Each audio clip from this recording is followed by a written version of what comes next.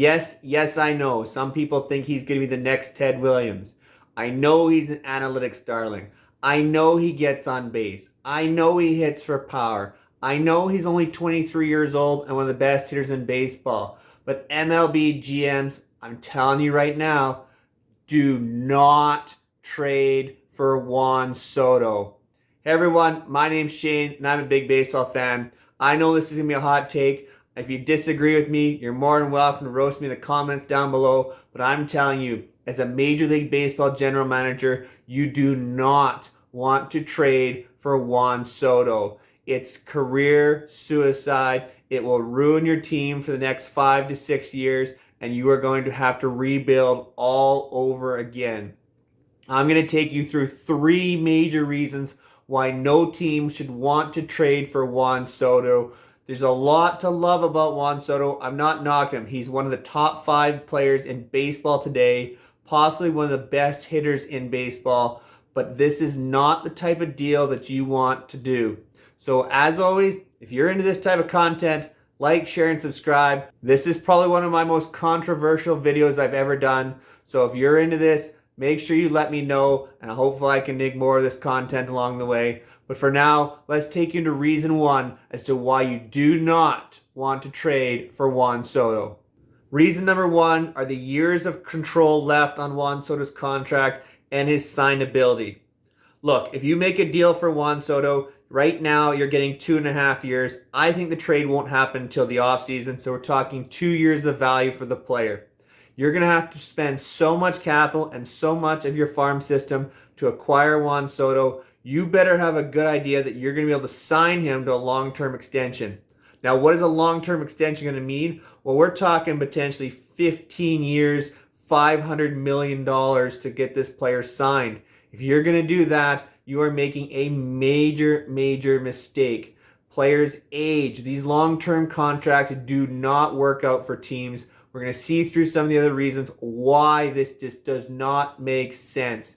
But in terms of the actual trade, you need wave after wave of young players coming to the major leagues to be successful as a major league team. If you deal for Juan Soto, we're talking 5, 6, maybe even 7 really core young players that you're going to be losing off of your double and triple A system. You say, well, maybe you can trade some A-ball players that have high-end potential.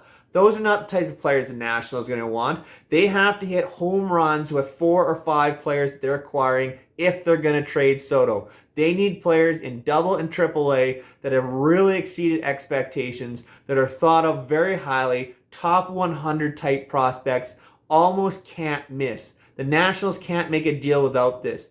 Take a look at some of these examples of what it could cost. We'll use the Yankees and Dodgers in this, but you could use several different teams. There's not a lot of teams out there that can make this type of deal because they don't have the prospect capital that is going to fit what the Nationals would need.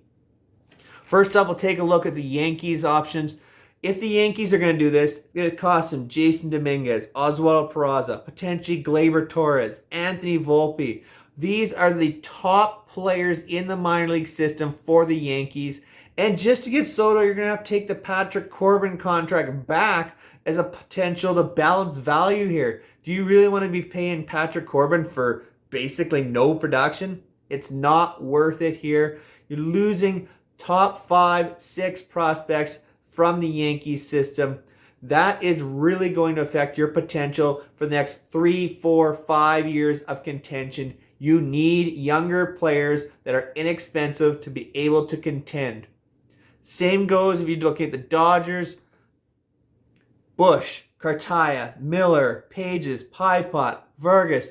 All these players put together, sure, they might get you Juan Soto, but that is 6 of the top prospects in all of baseball. The Nationals are going to hit at least 3 or 4 of them. They're going to set themselves up for so well. But as the Dodgers, it takes away 4 or 5 years of young players coming to the major leagues who are inexpensive but so very talented. We'd look back to the Dodgers of old, the Julio Urias, Dustin May, Walker Buehler years when they were first coming up. The Dodgers were contending because they had top-end prospects that were not being paid a lot of money. This just would ruin that type of system, Major League teams need to build wave after wave of young players coming in. By trading for Juan Soto, you're losing potentially 4 and 5 years of young players. It's not worth the cost to then have to pay Juan Soto. And if you don't pay him, then there's potential you're going to lose 4 to 5 years of your future for 2 years of Juan Soto. You need to know what he wants in terms of contract. You have to have interactions with his agent. Oh, by the way, who's Scott Boras, the top agent in all of baseball, who you know is going to be pushing for the biggest contract in baseball history for Juan Soto, who is an extreme talent, but this is a lot you're going to have to give up. Reason number 2, you don't trade for Juan Soto, the length of contract and production. Look, if you acquire Juan Soto and then get him signed, we're talking a minimum of probably 12 years of signing. Now that's going to take him through years 35, 36 of his age seasons. It's probably going to be more like a 15-year contract, which is what he reportedly turned down. So you take 15 years, we're talking 38, 39 years old. He's already a poor outfielder. Now we're talking a hitter in his age 33 and on seasons. Let's look at 2 of the best in all of baseball who've gone through this. Albert Pujols and Miguel Cabrera. Pujols OPS plus, remember, averages 100 from his age 33 season. We see it there, 116, 126, 118, 113. Still productive till about 37 years, but not the high-end player that's going to be courting $35+ million a season. That's not the type of value you need for that type of contract. And then we see the dramatic fall off, 80, 91, 92 in the OPS plus. Doesn't make sense. Miguel Cabrera, same idea. 155, very extraordinary year at age 33. And then look what we get after. 93, back at 128, 97. There's no consistency. And at $35 million plus a season, it doesn't make sense. Now, the saving grace for Pujols and Cabrera through those years, they were first basemen who could still play a lot of games in the field. Juan Soto, look at his outfield stats. Outs above average, -7 his first year, 6, okay, better, then back to -2, 5, -8. His career total outs above average is -6. He's not a good outfielder. And that's when he's age 22, 23. What's he going to be like as we get into 30, 31, 32? He's not going to give you any production as an outfielder. He's going to become a DH. And do you want to be paying a DH $35+ million a season? I don't. So now you've lost your draft capital, your prospect capital for 4 or 5 years, and now 6, 7 years down the line, you're paying $35+ million for a DH. He cannot going to be able to field. He's not Mike Trout. I know comparable is going to be a player like Mike Trout, but Trout can field as well as hit, and even as he's deteriorating, he can move to a corner outfield spot. Juan Soto is already a corner outfielder who's a poor fielder. There's no place to put him outside of corner outfield. Maybe you make him into a first baseman, but he's never played the infield before, so now you've got a DH at that kind of money. It doesn't make sense for a long-term deal for this type of player. I don't care how well he hits. A DH is not worth that kind of money. Reason number 3 to not trade for Juan Soto. This is not what wins. $35+ million contracts do not win you World Series titles. Look at Mike Trout's contract. He's making 15% of the money on the way to the luxury tax level of $230 million. 15% for one player. You can't build a roster of 25 other players, more like 39 other players when you start talking 40-man rosters, which are so key to having depth in your organization. That is not what works. Look at the previous winners and World Series participants. The Braves, the 2021 Braves, their highest paid player was Freddie Freeman at $22 million. They beat the Astros, whose highest was Jose Altuve at 29. How did the Astros make it work with Altuve?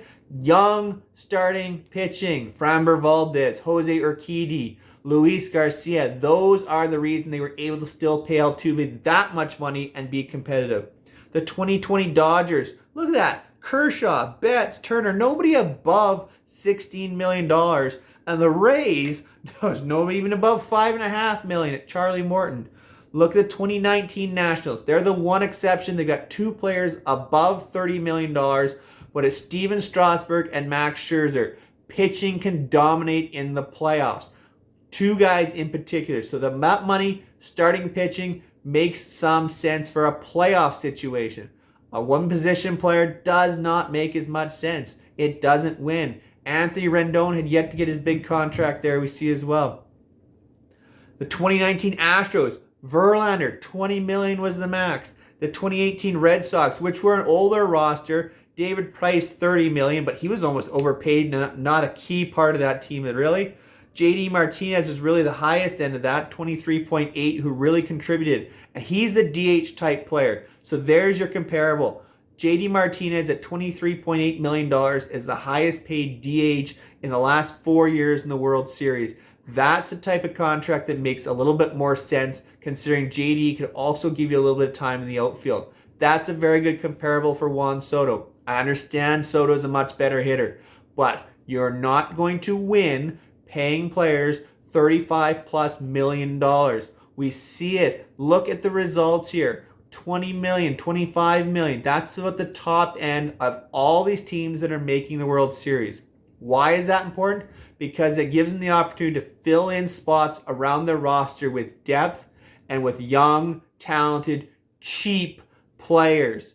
That's how you find success in Major League Baseball. You have your stars making the 20 million. You complement them with depth pieces at free agency, and you really hit on your top end young players. If you're going to trade 5 or 6 of your top end young players to the Nationals for Juan Soto and then sign him to a long deal, you're setting yourself up for failure. Thank you so much for making it all the way to the end of my rant. I understand it's a hot take, but if you agree with me, hit that like button. If you disagree with me, comment down below and tell me why I'm a fool.